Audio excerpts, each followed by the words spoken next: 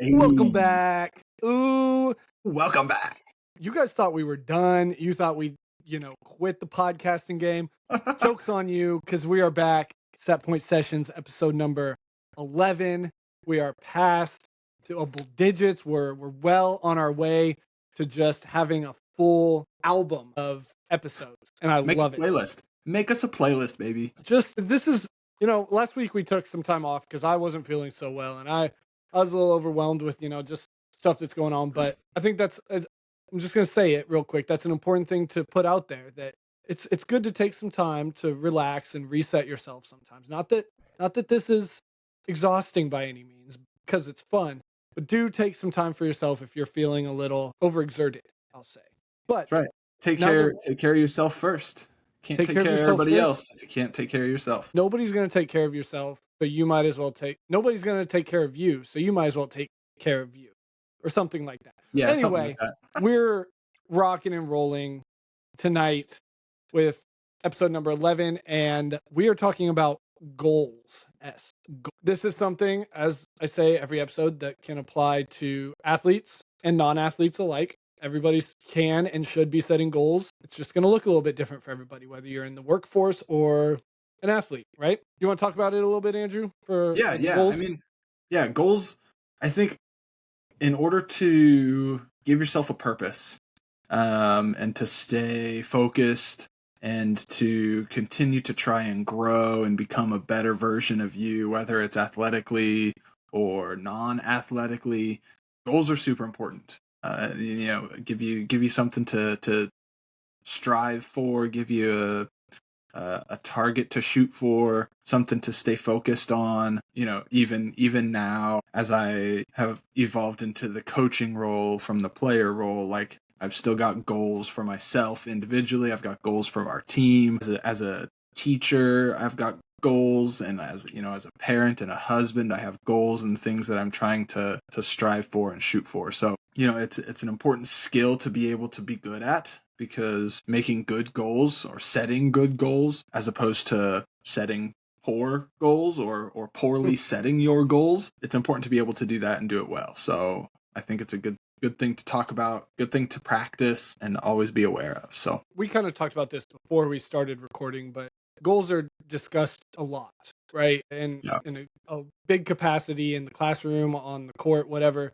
And you may be rolling your eyes thinking goals. Like I've heard this so many times, but I think we're gonna present it in a sense that might be a little bit different. So in the way that goals benefit you, not just telling you you should be setting goals, but giving reasons why setting goals is important for your success, both as an athlete, as a non-athlete, whatever it is. And some good things to keep in mind as you set your goals and work towards them, I think. Like, I think that there's sometimes, I don't know if it's misconceptions or just things that don't get discussed when you set your goals or when you are trying to achieve goals, that I think we're going to discuss in this episode, that I think will be helpful to just kind of keep in your head and keep in your mind as you work through a process or a season or. Yeah. If you're listening to this and you don't have goals, I'm going to strongly encourage you to think about them. Yeah. Right? You don't have to necessarily set them and put them in stone, but just think about some things you want to achieve and you want to get done and accomplish in either a short amount of time or a longer amount of time, and keep those things in mind as you listen through this. Think about those things as we're talking about these and how it can relate and how you can translate it into these goals you have. A disclaimer about goals, of course, is they're not guaranteeing something.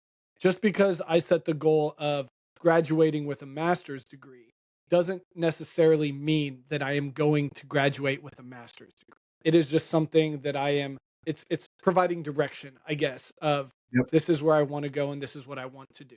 So just because you want to get it done and you want to achieve it doesn't mean you're going to. You have to work for it. I think that's important to remember when you're talking about goals and thinking about them. Absolutely. You see, whether it's college teams or pro teams or even high school teams, like they set a goal at the beginning of the year to be champion, whether it's national champion, state champion, conference champion, Super Bowl champion, whatever.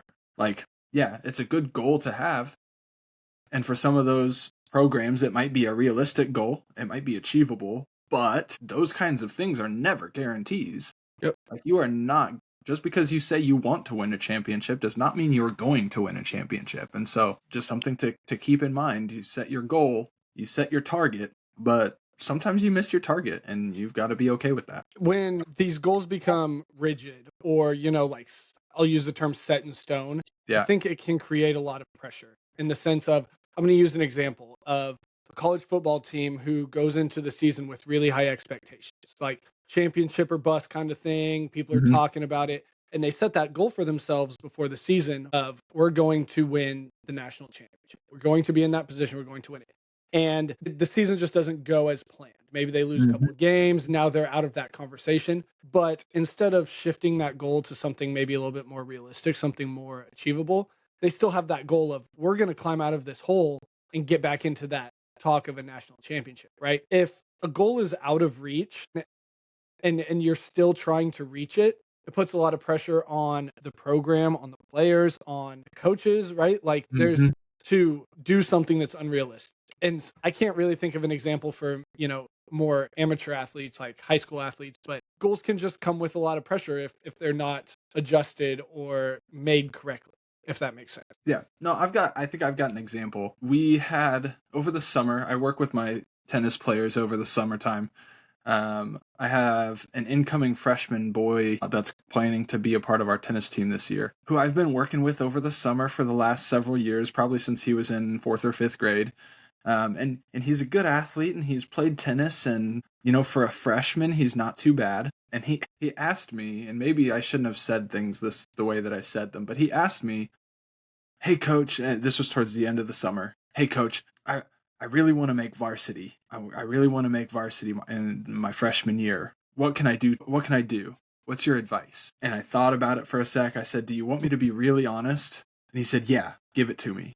I said, "Get a new goal." And What a maybe I shouldn't have been so blunt with him, but as I thought about it, like our boys team is pretty solid and we've got some depth. And from the players that I know that are going to be on the team, I'm fairly confident that this boy is probably not going to crack our top 6 and be in our varsity. Now, it's a great goal for him to set. yeah. And this was even before his freshman year started, right? This is the end of the summer before school started coming into his freshman year. It's a great goal to have, and I appreciate that he has high aspirations for himself and knows what he wants. But then we talk about the achievability and the realistic, right? Like if it's something that you realize, and maybe he just like, yeah, whatever, coach, okay, you're just saying that. And maybe by the time he gets to tryouts, maybe he'll realize that I was right. Or Yeah. maybe he's put in enough work to make me not right. And he was working for that goal and he didn't change. But you've got to be flexible in the way that you set your goals and the way that you work to try to achieve what you want to do. And so I mean, I think that's just a good example. Maybe I'm too blunt and too straightforward as the head coach of an incoming freshman who's never actually competed on my team before. Take it But easy on him, I coach. know, Take I it know. easy. I figured after working with him for a few years, I had a good enough rapport with him that I could say things like that. If it was a first summer relationship, I probably wouldn't have said that, but Hey kid, get better. That's my yeah, that's my goal. Just you're sorry, buddy, you're you're just not good screwed. enough. Hey, but that sets a Yeah. good baseline of honesty with the coach. And he's not afraid to give it to me straight and, Yeah. tell me the truth. That's good communication. Ooh, That hey, remember when we talked about communication I previously? think we had an episode about that, didn't we? We They just all kind of tie together, don't they? I love it. There's certain types of goals, right? It's goals is not one term that means one thing. There's different types of goals. You want to explain those Yeah. different types a little bit? Yeah, sure. I think when you look at, and let's talk athletically here, there are different seasons for the calendar year within your sport. If you're a high school athlete, obviously you've got your season, right? Maybe you're in a sport that you compete at the club level, where that's probably outside of your high school season. And then you've probably got an off season or two. And so, like, there's different things that you can think about as far as setting goals and targets for different seasons. And I talk about that because one of the most important kind of goals, I think, is what I would call a long-term goal. If I've got a test coming up next week my chemistry students, hey, heads up, listen to this. You could set a goal for next week and score whatever on your test, right? That would be a short-term goal. If you set a goal at the beginning of the semester in January that you want to get an A in my class, now that's a long-term goal. If you set a goal at the beginning of your season that you want to qualify for postseason or you want to be on the varsity roster, hey, shout out to that kid who I was just talking about. Like those are long-term goals, months long, maybe more than months, a year long. You set a goal at the beginning of a freshman career to be a state champion or a four-time state qualifier or like whatever your goals are. I think the long-term goals are the ones that really give you a vision for what's ahead, a vision for what you want to achieve in the future. Now, it's also really important to break those long-term goals down into chunks. And so it's not just the beginning of my freshman year, I want to be state champion by the time I'm a senior. Okay, well, what are some things that I can do from now until then that's going to make that more realistic? Okay, well, first I've got to be a state qualifier before I can be a state champion. Okay, what do I need to do to be a state qualifier? Okay, well, I probably have to be on my varsity roster on my team. Okay, what do I need to do that? Okay, check that one off. Okay, now I can work to be a state qualifier. Now I can work to be a state champion, right? Like there's things you've got to chunk them out, and you can't just set a huge lofty goal and then expect it to happen. You've got to set that lofty goal and then make there be like a stair step up to it. Like That's exactly it. meet the little goal and then go for the next little goal, then go for the next little goal. And then by the time you know it, you're in the state semifinals. And hey, that goal is right there. It's within reach. But, you know, at the start of your freshman year, there's a long way to go. So you got to break it down into chunks. I think of the analogy of a ladder. Like if I'm changing a light bulb and I need to get up there and change the light bulb, I am not just going to jump to the top of that ladder to get up there to change the light bulb. I have to take those steps to get up there, right? Getting and achieving goals is the same type of way of you have to take it little bit by little bit. And another thing that I like to think about is when I'm setting goals of, you know, what's too easy, so to speak, and what's too hard, right? Start off with the ultimate goal. What is something you want to do? Let's say win state is an example. Okay, well, what do I have to do to get there first? Well, I have to qualify. Okay, what do I have to do to qualify? I have to place here at regionals, right? Go down the ladder until you find something that you've already achieved, right? Okay, well, I have to make varsity. Well, I've already made varsity. What's the now? What's the next thing up? Well, now I have to, you know, be top 6 on varsity, or I have to play at regionals. Have that be a goal, and you know, find that happy medium of it's not too easy, but it's also not too hard, and I'm not expecting too much out of myself. Because, like we said at the beginning, that's where pressure comes in. When you set ridiculously unachievable goals, and are think they're achievable, but you find out they're not. Now you got that pressure to, you know, achieve them and get them done. Right. A lot of the things that we're talking about right now are what I would consider like process goals. Be a member of the varsity squad or you know, things that revolve around just getting better at what you do. I want to be able to you know, focus at practice and not have any lapses for one full week. I want to go through a full week of practice and prove to myself that I can be totally on point and in the moment and not let my mind wander, not let my teammates get me off task for 1 week. Well, maybe if 1 week is too much, well, maybe cut it down to a day. And if you can do that for 1 day, maybe try to do it for 2 days in a row then. And soon enough, 2 days in a row turns into 3, which turns into 4 and 5, and that's a week. That's a week of practice right there. And so in addition to long-term goals, we have those process-driven goals, right? Of doing the work the right way, not caring about the outcome, whether you win or lose a tennis match, whether you win or lose a game. Are we executing the offense better? Am I covering on help defense better than I was last game? The process, right? Am I getting better at what I'm doing regardless of the outcome? And then we also have the performance goals, which are the goals that are associated with how you are performing. A free throw shooting percentage, a first serve percentage, a win-loss record. Like those are performance goals, and there's nothing wrong, I don't think, with setting those performance goals as long as you are also setting the other kinds of goals as well. And they kind of go hand in hand, right? Right. Yeah. if you continue to execute your offensive plays well and cover on help defense and come together better as a team, your win-loss record as a team is probably going to improve. Like, you're probably going to win a few more games than you would have otherwise. Like, you got to be able to go through practice without lapsing in focus and focus on, hitting your spots on your serve, hitting your different kinds of spins, hitting different paces to be able to have a first serve percentage of 70% or whatever your goal is. Like, Yeah.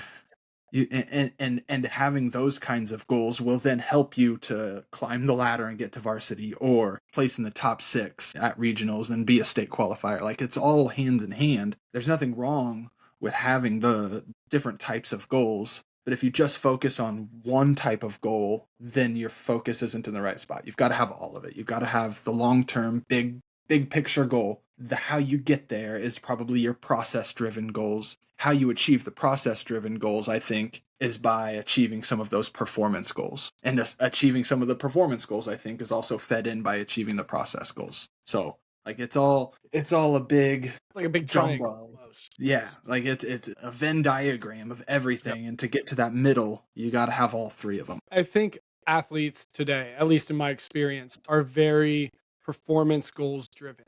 They want the wins, they want the free throw percentage, they want the aces, they want all the things, right? They But want to see their UTR go up. yeah, they want, which I get, because that's what people see and that's what people look at, right? When you're Right. getting recruited by a college, a lot of times they look at the stats, they look at how good your team is. But if you the real coaches, If you want to that, have a like, UTR of 10 by the time you're a senior, well, how are you going to get that? How are you Yeah. going to do it? How do you is get it there? just going to happen? Is it just going to pop out of thin air like a magician? No, Right. you got to work for it, and that's the process goals.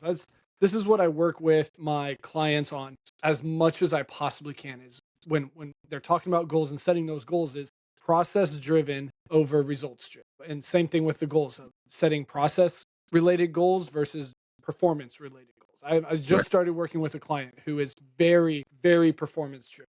Good game, we win, great. We lose, bad, right? It's deeper than that in a sense of, let's look at it in a different perspective. Goals can also create focus, right? I'm thinking focus and purpose. If I go into a practice without a goal, without anything in my head, I'm just going to go practice. Probably not going to get a lot done, right? In competitions, the same way. If I'm just going and playing basketball because it's on the schedule, I got to play a game on Tuesday night. No progress is going to be made. But if you go out there with a goal of this is what I'm going to work on. We talked about this with our tennis kids sometime. Being intentional with the work that you do. Make it have a purpose. Don't just do it to do it. Do it for a reason. That really brings in the focus and the the locked in attitude that athletes need to be, sorry coach, the athletes need to be successful and progress their skills. Yep. Yeah, no, it's good to have something to, like, I've used the word target a couple of times. It's good to have a target to shoot for. It's good to have like a guiding purpose, right? Like, why am I out here? What am I trying to achieve? Am I just out here? If your goal, and we see this a lot with some high school tennis players, especially the ones that you probably work with on JV more than what I have on varsity. But like, if your goal for being a member of our team is to have fun, to meet people, and to get some exercise, like, if that's your goal, then that's your goal. And you should be focused on that at practice and throughout the season, right? But if you don't know why you're out here, if you don't know why you tried out for the team, if you don't have that driving force of what you're trying to achieve, the reason, then you're doing yourself a disservice and you're doing your teammates a disservice as well. And so that, like, it's important to have for more reasons than just could not agree more. I think hearing it from a coach's perspective helps a lot, because especially a coach who's played athletics and gone through that whole process now has a different spin on it. I don't know. It's a different perspective for a lot of athletes to hear it from a coach, I guess. Yep. What about being committed to a goal versus being attached to the outcome? When I say that, without even discussing it, what does that mean to you? What does it mean to be committed to a goal as opposed to being attached to the outcome? I think I would rather an athlete be committed to a goal than be attached to an outcome. Why is that? Because if an athlete is attached to an outcome, then it shows me that they are narrow-minded in a way. that they don't have perspective on the big picture. Like you just mentioned, you're working with an athlete who, a good game, awesome. The rest of my day, the rest of my night is fantastic.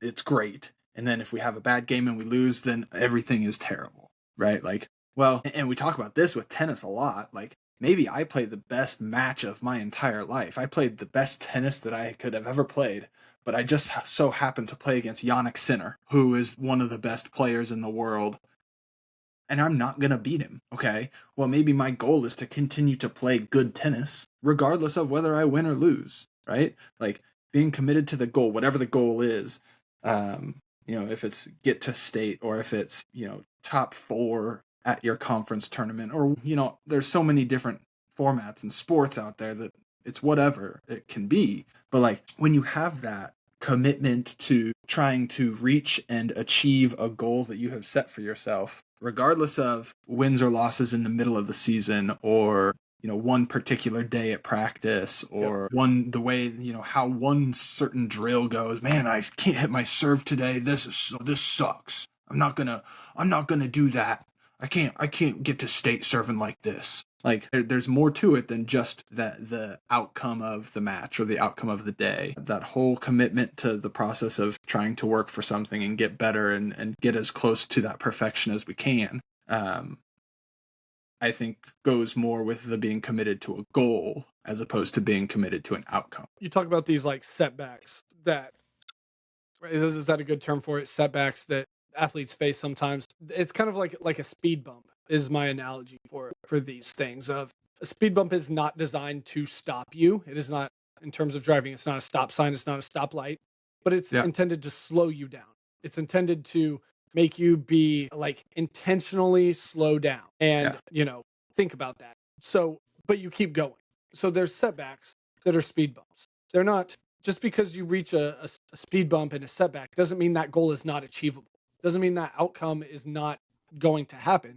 Just means you Mm-hmm. maybe got to work a little bit harder at it. Maybe you got to put a little bit more focus into it. Maybe a little bit more purpose when you're practicing, and Maybe get over that speed maybe you bump. have to reevaluate some of those middle goals to be able to get to that top goal. If you stumbled and you didn't reach one Yeah. of those steps, well, maybe there was a step or two in between that you didn't think of, that you got to maybe now go back and rewrite some goals, or reevaluate some of the things that you had thought about earlier, to be able to continue to climb and continue to get back to where you want to be. Before we start talking about mistakes that kind of come up when people are making goals, there's an athlete, one of my clients, who brought this up the other day, and they said, like, achieving a goal makes me feel really good, right?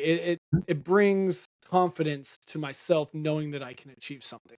And Right. the question I kind of asked myself then was, why are you not setting more goals? More Yeah. goals that you can achieve that still progress you, right? If looking at your whiteboard with all your goals on it and being able to check one off makes you feel good, we should be checking one off as many times as humanly Yep. possible without being ridiculous, like get out of bed, check. You know Right. what I'm saying?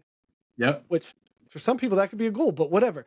Yeah. Set the goals at the beginning that you can achieve and you can get done, and feel the confidence and the I did it type attitude of, boom, I checked that off. What's the next thing I'm gonna get done and accomplish? Like, Right. for me, one of my goals, and I'm serious, I want to read 12 books this year. Hey, there you go. It's just, I'm not a reader. It's something I want to do. It's something I want to get better at. So even finishing one chapter, I haven't finished one book yet because I still have a couple days in the month. But when that first book is done, that feeling of closing it and moving on to the next one is gonna make me feel really good. It's gonna make me want to Yeah. get that other book done. Do Yeah. that with your athletics. Do that with your work life. Do it with whatever you need to do it for, and feel Yeah. that confidence. Yeah, you saying that about the books reminds me of my son. Luke and I are reading the Harry Potter books together. Well, I'm reading and he's listening, and we, like, just earlier Oh, tonight it's we not vice finished. versa. He's reading and you're listening. No, no, no, no, no. Oh, okay. I'm doing the reading. We just finished the third book tonight, and he was like, "Dad, can I go get book number 4?" And I was like, "Yeah, I mean, you can go get it, but we have to watch the third movie before we read the fourth book. Like, there's an order to this." So, like, oh, we did it, it's over, let's go start another one. Like, Yeah. I think that's just a basic human instinct of, I did this, what can I What's do next? next? Yeah. Like, that, don't rob yourself of that, that dopamine hit of like, Mhm. oh, that was awesome, we just did that. Don't rob yourself of that by setting goals that you only achieve every now and then. Like, give yourself goals, give yourself targets of things to do that will push you. That's our next thing that we're going to talk about here in a minute, is the challenging goals. Like, they'll push you and get you better, but they're realistic, and you can achieve them if you work hard and if you focus on doing that. So, like, allow yourself to feel that good feeling. If you acknowledge and recognize and know that it feels good, do it more. Give Yep. yourself that chance to feel that more, and to have that confidence is a big word when it comes to performance. The more confidence you can give yourself, the better you're going to perform. That sounds very cheesy, but as a mental performance coach, aspiring sports psychology student, it's so true. It is so Yeah. freaking true that the more confidence you go into something with, the better off you're going to perform. Go I ahead. was just gonna say the cliche of confidence is key. It's the cliches are cliches for a reason. Yeah, you got your tattoo right I there. have it on. I Exactly. have it on my skin for a reason. Yeah. Exactly. Like, it's a cliche because it's true. That's how most Yep. cliches are. Like, so give yourself that confidence no matter how you need to do it. Whatever it takes. We're going to jump into the next segment, so to speak, about challenging but realistic goals, and we're going to talk a little bit about some common mistakes that the athletes make when they're setting goals, and what challenges might face athletes, people, when they are setting these goals. The first thing I want to talk about with the mistakes that people kind of come into realize Yeah. when they're setting goals Yeah, is I was gonna ask you this because you work with your athletes on this, and I assume that you coach them through being able to set good goals, and maybe they come to you with some goals that aren't very well thought out or whatever. So I was curious about what you had to say here. you said not very well thought out, and I think they think them through, but they're very, very long. They're very aspirational and very ambitious, which is good. I want to whatever reinforce that having lofty goals is a good thing. But if that's the only goal you have, that's kind of an issue. And I think that's one of Yep. the challenges is Yep. I have this goal and that's it. I have a client. I keep saying this, but different client. Love the kid to death. He's a great kid. He's made a lot of progress. One of our first sessions, I said, "What are some goals that you have for yourself?" And when we started working together, he was a freshman. So he was going through the whole sport thing as a freshman, which very difficult to be super successful as a freshman. And Yep. he does football, he does track, and he does wrestling. And he said the first thing he said was, "I want to be the best that's ever gone to this." I was like, hey, slow down just a little bit, buddy. That's good, and I like it. I like where you're going, but what does that look like? How do you determine that? Right? Give me something tangible that you can do. I want to be four-time state champ. Okay, well, in which sport? All of them. Okay, you want to Ooh, be a okay. four-time state champ at track. You want to be a four-time state champ at wrestling, and you want to be a four-time state champ at football. Two of those things are probably could be considered team sports that does not rely on you. The other one, really freaking hard to become a state champion at Yeah. any level, as a senior, whatever, right? And so there was this lofty goal, this good goal of I want to hold myself to this standard, but there was no I want to do this first and then I want to get this done. I think Dad said on that episode we had with him of wanting to be a four-time state qualifier. Well, you can't do that if you Mhm. don't qualify once, right? Right. And so take like turning that goal that you have for yourself of four-time state champ or whatever the heck it may be. I want to be state champ once. And we'll talk about this a little more, but goals should be fluid. So when Yeah. you get a goal done, nothing is stopping you from on your whiteboard. Here we go again, erasing it and writing a new one. Be a state champ. I win state as a freshman. I'm going to erase that and put two-time state champ. And now my goal Yep. is still there. It's a better goal. It's a new goal, but it's still an achievable goal. Because if I have four-time state champ up there and I lose at whatever point as a freshman, now I'm erasing that goal and it feels like a failure, Right. right? But if I have be a state champion and I don't achieve that my freshman year, I still have time to work to get it done sophomore year, right? Yep. Does that make sense? No, yeah, of course. You want to look at it in the sense of good positives instead of bad negatives.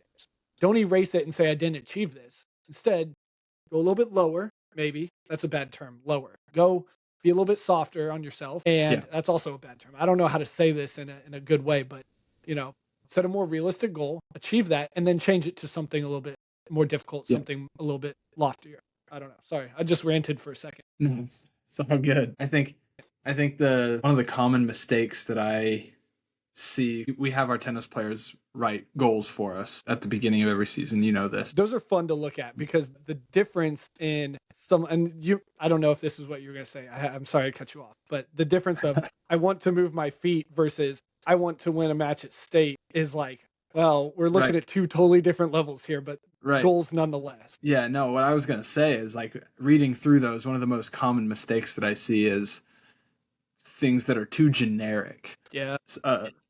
I want to be better at hitting forehands. Hmm. Okay, well that's great, but if we could have some more specific targets here of okay, I want to learn how to hit topspin. I want to improve my timing. I want to improve my spacing. I want to learn the correct grip. I want to do all of these specific things that will then make me better at hitting forehands. Or with your serve, you've got your toss, right? You've got the toss, you've got the grip, you've got the technique and the swing. You've got so many things that you could work on specifics with that will help you achieve this generic goal.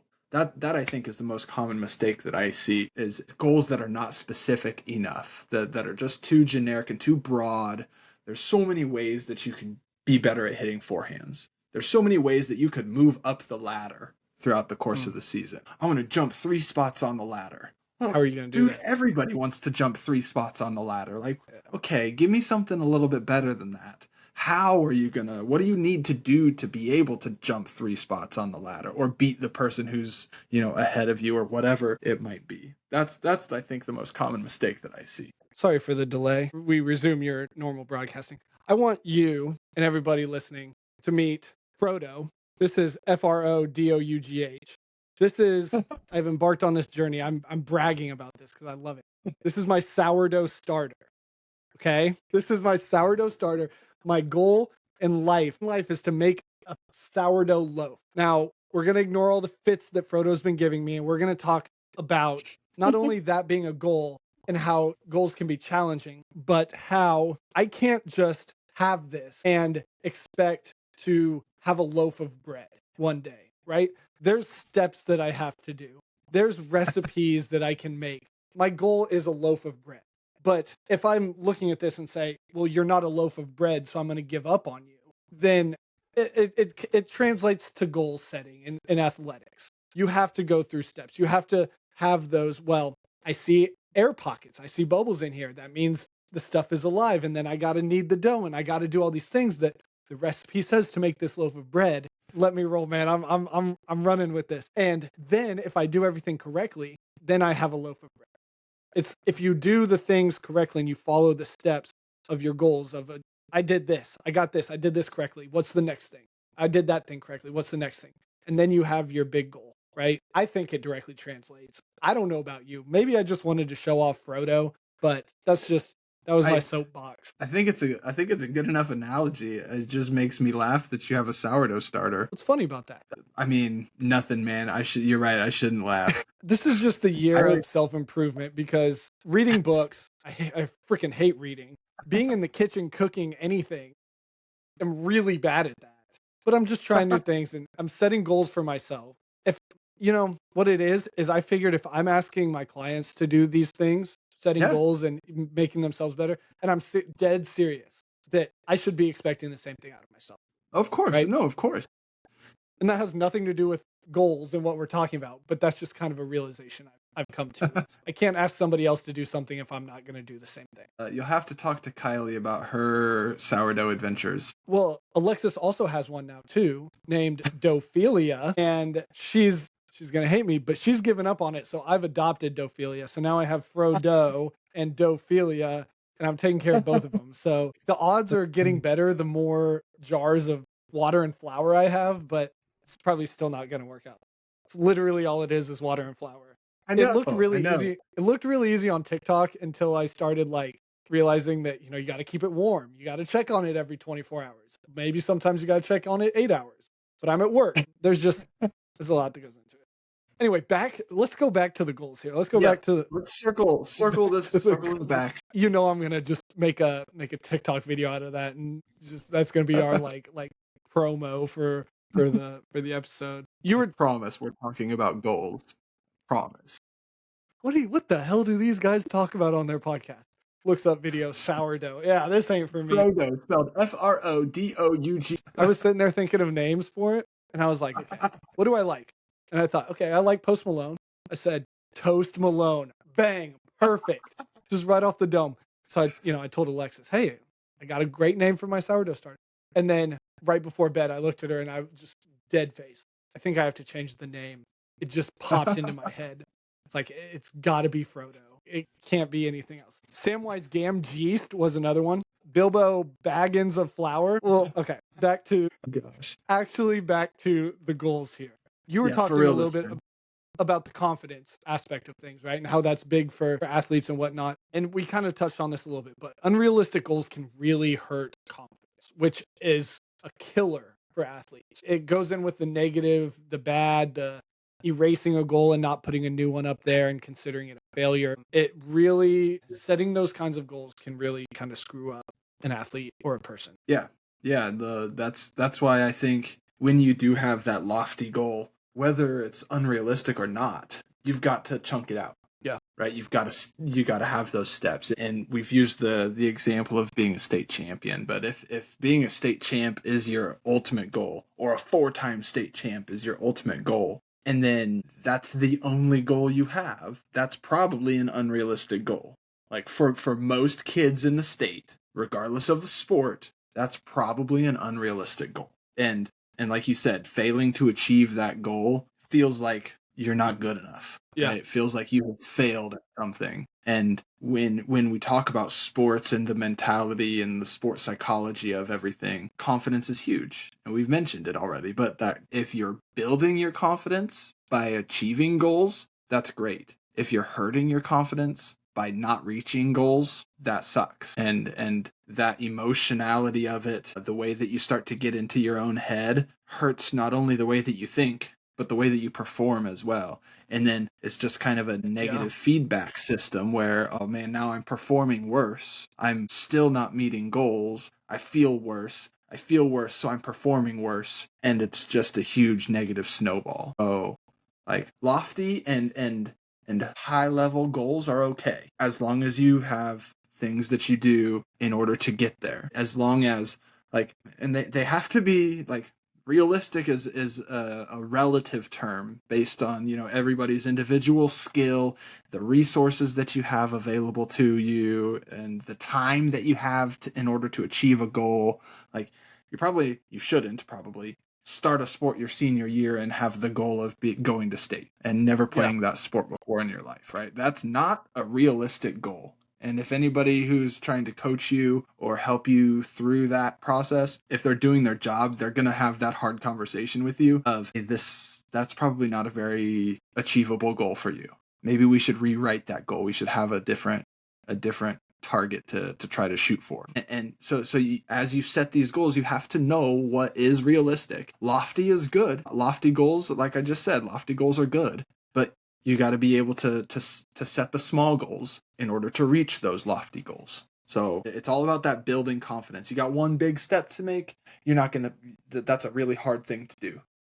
If you got little tiny baby steps, that's a lot more manageable. That's a lot more promising when we have an outlook over a long period of time. And you think of, we like to call them slumps as athletes, setbacks, the speed bumps, those moments or weeks or days of practice that just feel like you're doing everything wrong and just not good. Things are going backwards more than they're going forwards. These small goals can really help a person get out of those slumps. It can really take that lack of confidence and boost the confidence. And I think that is a really important time during those slumps and those setbacks to zoom in on the next goal that you're trying to achieve that might be difficult to obtain and set smaller goals, right? I'm thinking of like this big timeline or this big graph almost of goals. And if you just zoom in on one of the goals, you see smaller goals that it takes to get. And if you zoom in a little more, you see even smaller goals that take to get to that one. And Yeah. you infinite amount of zooms, you can zoom in as many times as you want, and there's always going to be a goal. When things get really, Yeah. really tough, you might have to zoom in a lot to find out, hey, what's going to build my confidence? What's going to progress me?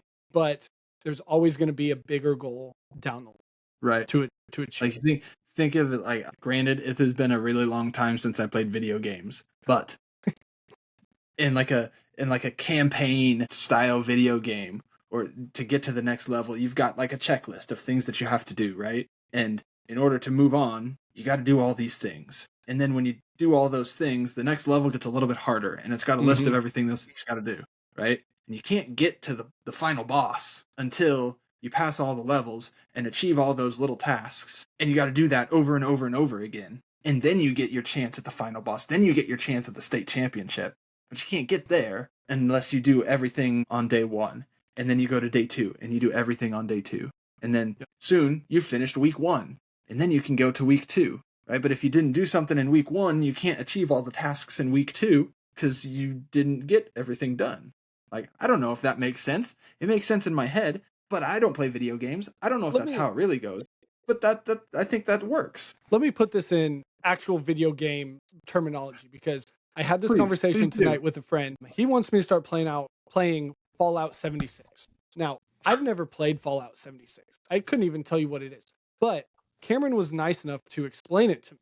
And he's talking about how, there's people in this game that are level 1,000, and he's level 200 or whatever. And I'm thinking, and you want me to start at level 0? How the heck am I supposed to get on the same level as some of these dudes? But there's challenges, and there's, the game guides you along these things to get XP or level up or whatever. And the difference between me, somebody who's never done it or starts at level 0, and somebody who's at level 500 is they've followed all of these little prompts and gotten these things done and checked these things off of the proverbial checklist to level up and gain more experience. It doesn't have to be video game experience. This can be real life experience too, of checking something off, learning something from it, progressing from it. What's the next thing I got to do? What's the next step forward? XP. Get that XP. What's in Super Mario, is it the mushroom that he eats and levels up? Or is it the star? 1-up? The 1-up. Yeah, you got to hit The the 1-up brick with your head. Yeah, the 1-up is the mushroom, and the star is like the little invincible, flashy Mario that goes. That's what it is. And there's the song that plays. There's no worse feeling than hitting that brick and seeing the mushroom, and then the mushroom going the opposite direction and falling down the couch. Yeah, and you're like, well, shit, I can't get the mushroom. Now I got to find another mushroom. It's the same thing with not achieving a goal or not achieving a lot. It's like seeing the mushroom right there, and then the mushroom goes down the cavern. You're like, well, I'm never getting that one back. It hurts your confidence. It hurts your confidence. That makes me want to turn the video game off. That doesn't make me want to continue. Getting the mushroom. Throw the controller. Yeah, screw this. Getting the mushroom makes me want to continue on the video game. We're connecting with the youth here, Andrew. That's right. They probably don't even know what Super Mario is, but whatever. They never played Super Mario Bros. What about that? While we're talking, the Chipmunk game, Alvin and the Chipmunks. You remember on the N64 growing up? Gosh, I haven't. Now I do. And Duck Hunt. Somebody brought up Duck Hunt. I don't remember where I was with the dog and I haven't thought about that Alvin and Chipmunks game in a very long time. Holy cow! I don't remember. I thought about that the other day. I don't remember why. Blast you from started the talking past. about video games, and I started thinking about Alvin and the Chipmunks. God, the graphics on that—that's crazy. Okay, one last thing before we get into our second ever Cat Lightning round. Setting goals without quitting. Now, we've kind of talked a little bit tonight as we've gone along about adjusting goals, and the confidence and the lack of confidence, the boosting of confidence, whatever it is. But in terms of adjusting goals without quitting, is there any advice that you have in terms of that adjustment, or when to adjust, or anything of the sort? I think probably my biggest piece of advice would be, if that ultimate goal is important enough, don't throw the controller and rage quit Mario. Like, don't just give up. Don't give up.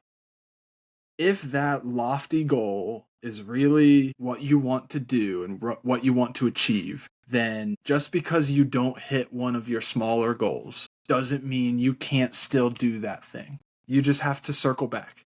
You got to go back Mm. down maybe a notch, or maybe, like I talked about, you got to reevaluate. Maybe there should have been a couple more goals in between that step.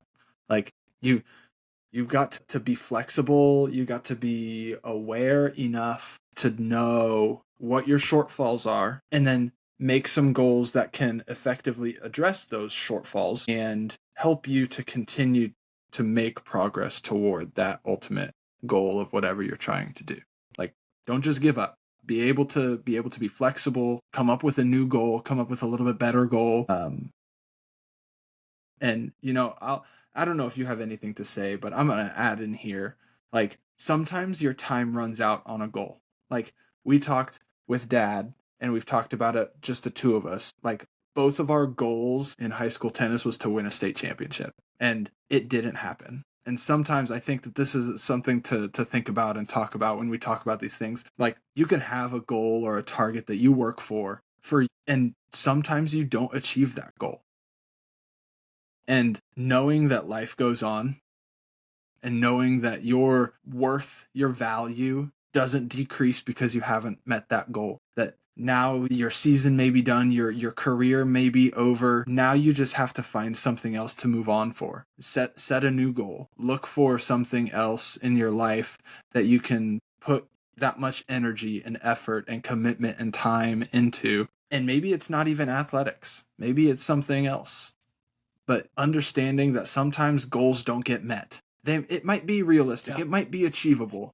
You just didn't achieve it that time. And you have to be okay with that. You have to know that there's only one state champion a year, and it can't be everybody. There's only one Super Bowl champion football team, and there's 31 other teams that didn't get there. Like, you just have to understand that. And I think that's a sense of, when you do understand that, that's a sign of maturity. That's a sign of growing up, respect for the game, respect for your opponents. If it destroys you, maybe, it's okay to be upset. It's okay to be sad and angry that you didn't reach that goal or that you lost the game or whatever. But you've got to know that there's more to life. The world will continue to spin, and there's more to you as a person than what you achieve on the court or on the floor or on the mat or wherever you're at.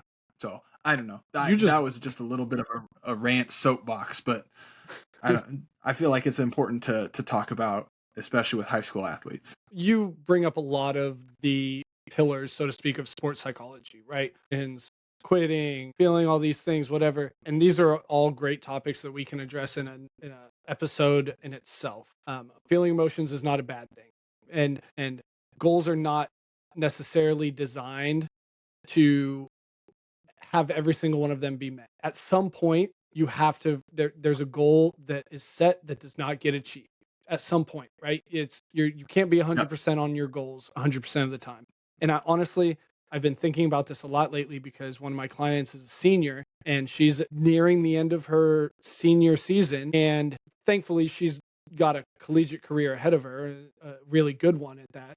But along the same lines, we're the next time that we talk to each other, we're gonna have the conversation of goals. So the postseason's coming up. What are some goals you have for yourself so you can start working towards those? And Mhm. potentially those goals might not be achieved. And if those goals aren't achieved, there's not really another shot to achieve them. And so the Yeah. hopefully realistic goals can be set and those goals can be met and everybody can celebrate and be happy, move on to the next goal. But there's always that, how do you prepare yourself? How do you get ready or handle situations where the goal is within reach and it just doesn't happen and you don't have that chance again? And like you said, we talked to Dad about this, and you and I have talked about this. Like, that Yep. opportunity will never present itself again. But Right. our lives right now, like, our lives did not stop in that. It might have felt like it, Yeah. but there's more for you, especially when you have things like a collegiate career ahead of you or a job lined Mhm. up or whatever it may be, right? That's something to look forward to and something to set new goals for. But the sting of it in the moment still, kind of sucks. And another thing that I thought about as you were talking, it was one of the earlier things you said, circling back around. I think that was your exact wordage. to goals that made me think of this. But if you're, and this may be awful. I'm not the best with metaphors and analogies and all these things. But we're gonna try to connect this today. Give it a If you're shot. driving, if you have a destination, you're driving, you're on vacation, you're driving to a place and you miss your exit, you're not just going to turn around and head home. You're not just going to give up when you're that close. You're going to find Yeah. the next exit and you're going to take that exit, and you're might be a little bit more added time, might be pain in the ass to do, but you're going to find a way to get to that. And it might be a Yeah. spur of the moment, crap, I'm going to take the next one. Maybe you have time to type it into your GPS, whatever it may be, but you're going to find a way to get to where you want to go. Yeah. I think you might get there a little bit later. Yeah, but you're still going to get there. You still get there. Hopefully Hey, that's a pretty good analogy, man. Put Thanks. that in like a book or something. That's pretty good. Austin's book of analogies. We're going to put sourdough goals in there. We're going to put detours and missed exits in there. We're going to put the other day, Alexis and I were going somewhere. I don't remember where we're going. I missed my exit 2 or 3 times. I'm not kidding. It was just like, because the Google Maps was so confusing. If you've ever driven downtown Kansas City, you know exactly what I'm talking about. You know what exits I'm talking about right there by downtown. And I missed 2 of them in a row. And I looked at her and I was like, well, that sucked. But we kept going and we got rerouted and we were a little bit late. Sure, whatever. But we still got to where we were trying to go. And that's ultimately all that matters. There's always a way to get there. You just might have to reroute. It's good. Write it down, put it in the book. That is good. Thanks, man. That's good. Okay. Are you ready to do another round of this cat lightning round?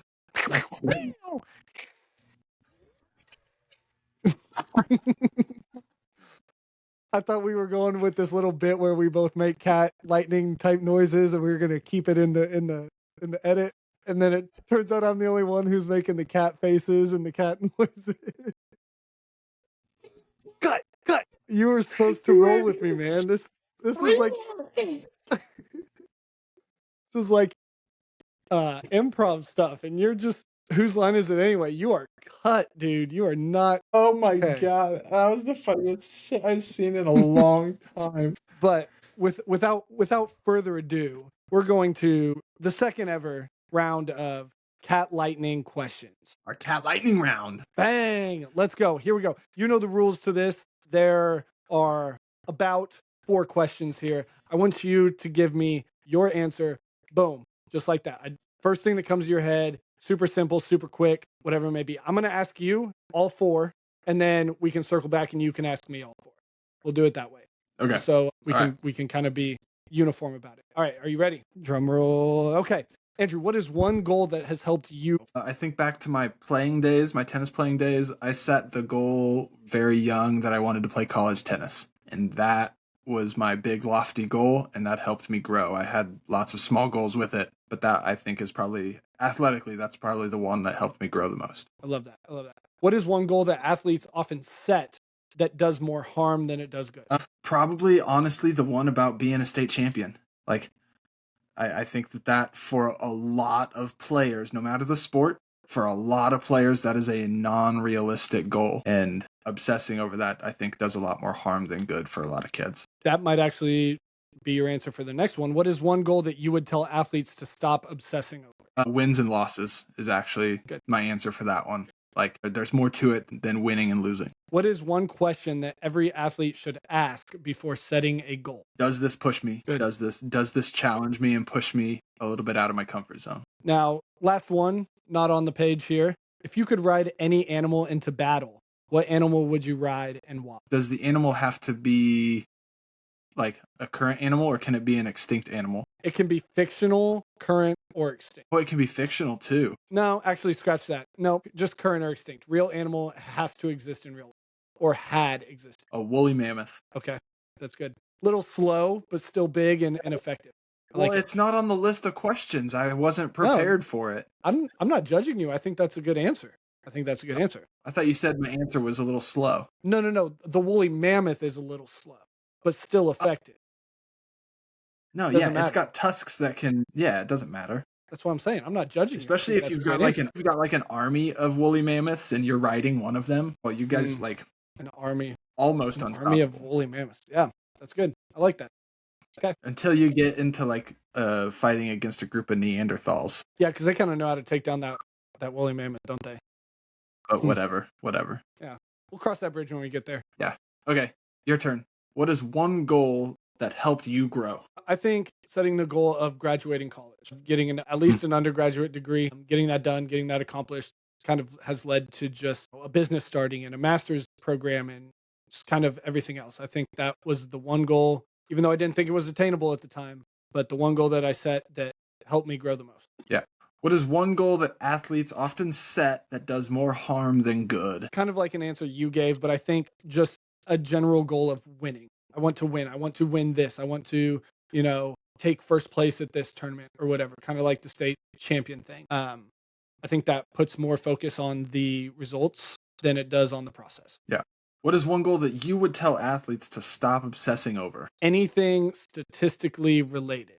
And I'm saying that with like an asterisk because it's okay to have if there's other things associated with it, other things you're going to do to raise that field goal percentage or whatever. But if you're obsessing with just simply raising your field goal percentage and not being a better teammate or, whatever it may be, I think that obsession becomes too much sometimes. I want to be the person with the most points in the Sunflower League or whatever it may be. Kind of harmful. Yeah. What is one question every athlete should ask before setting a goal? Can I achieve this? Can I realistically achieve this? Or do I just want to achieve this? I think that's two questions, but they kind of go hand in hand because one of them, if you can say, yes, I can achieve this, continue on.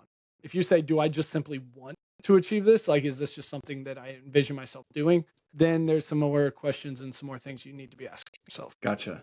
Okay, now your extra question. If you had to choose to battle one man-sized chicken or 50 chicken-sized men, what would you choose? Do I have a weapon? No. Bare hands and feet. One man-sized chicken, or how many chicken-sized men? Or 50 chicken-sized men. All right, I got some questions here, of course. Do they have weapons if they're the men? No. Nope. Okay, and are 50 of them coming at me at once, or is it waves of 10? They're in a chicken-sized coop. All these 50 chicken-sized men are in a chicken coop, and the door opens, and all 50 of them are coming at you. Well, how big's the door? Can they all run out at the same time, or is it just like 3 at a time? Yeah. Have you never seen a chicken coop? The door opens, and all the chickens can run out at you. Okay. You're thinking about this too hard. And they don't have weapons. I'm easily taking the 50 chicken-sized men. Easily. Okay. What is my arena? I guess that's my other question. Is this just in an open field? Farm. The farm. There's a lot of space on a farm. I could take out a couple of them, take out a couple of them, find something around the farm that can be used as a weapon, take out the rest of them. I'm taking the chicken-sized man without a doubt. A man-sized, All right. no. A chicken-sized man, no. The opposite. A man-sized chicken would be dangerous with those claws and that would be very intimidating, very scary. I don't think I could even handle that at all. Even if I had I feel like 50 chicken-sized men though. That's kind of I feel like that's a lot. But hey, it's your answer. I reason with it. Can I ask one more question? Can I ask one more logistical question with this? Do I have to it's your fight podcast, them to the death? You do it. Do I have to fight them to the death or just seriously injured? No, I don't want to murder them. I think just a couple kicks and they're like, dude, I don't want any of this guy. And they just go running back to the chicken coop. That's all it takes to knock out, a fourth of them. And even then. Okay. Here's my stipulations with that one. They're not going to retreat. Okay. But you don't have to murder them. I just have to knock them on. You just have to incapacitate them to the the point where they can no longer attack. I'm taking the chicken-sized men. That's noted. A no-brainer. All right. Good question. It's a good question. That made me think a lot. That concludes the cat lightning round. And that also concludes our episode for tonight. We appreciate if you've made it this far to listen to our chicken-sized. Speaking of goals, my goal is to defeat 50 chicken-sized men. If you have made it this far to listen to our man-sized chicken-sized man conversation, we thank you. You are a real one. You are a true supporter. You are the real one. You make this worthwhile. But as always, I want to say, the whole Set Point Mental Edge, things are growing, things are taking off a little bit, things are looking good. if you or somebody you know could benefit from any sort of performance, mental performance help, it doesn't have to be athletics, it can be anything. Reach out to me. We can figure it out together. And that's all I got, really. I appreciate the listeners. I appreciate, obviously, you, Andrew, as always, coming on here and staying up late and talking some shop with me. But My I'll let you pleasure. have the floor if you got anything to say. Yeah, no, like give us a couple of likes on some videos. Follow Austin on his Instagram and TikTok pages and all of that. He's putting out good content. Share the links, share the Spotify, share the YouTube. If you think we've got good stuff, help spread the word. Get us out there. Please, please, we are begging you. We're going a week without an episode. People probably have forgotten about us. So maybe they'll just get a random notification They that might have. a pod got posted and they'll check it out. But we are back next week with, I think, if I'm not mistaken, next week is a guest episode. Am I correct? A guest episode, first episode of the month for February. That should be our guest episode. So Love it. I'm excited. It'll be a Yeah. good conversation. I'm not going to say Yeah, who it me is, too. even though we know. We're just going to let it be Yep. a surprise. But it'll be a nice, fun spin on some of the things that we talk about on a normal basis. Get a different perspective on it. Yeah, for sure. All right, you guys have a great night. Thanks for tuning in, and we will catch you on the next episode of Set Point Sessions.